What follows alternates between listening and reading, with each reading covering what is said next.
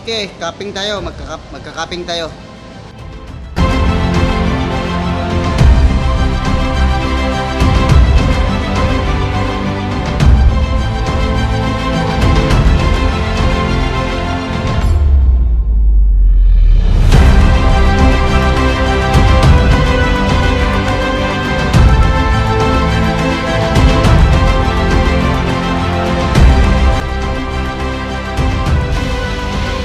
Troops, tapos natin ang cupping.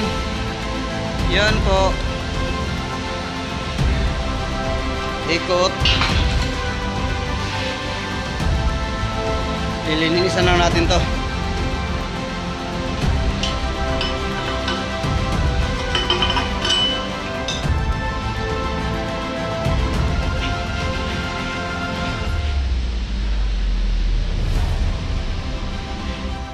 Tingnan mo daw.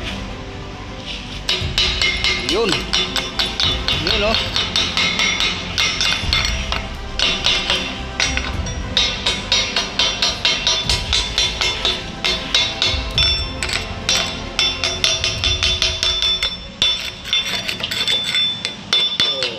Yun lang mga katrops. Mga basic lang pinapakita ko sa inyo.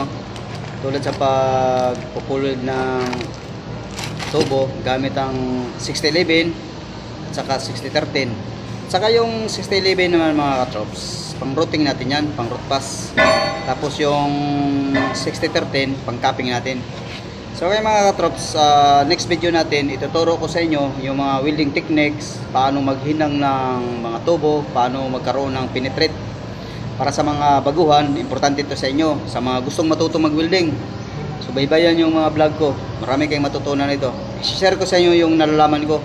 Kahit di man ako gaano magaling, pero kahit paano nakakatulong din. Tsaka may matutunan din kayo. Salamat sa mga viewers natin. Huwag niyong kalimutan mag-like, comment, and share. Thank you.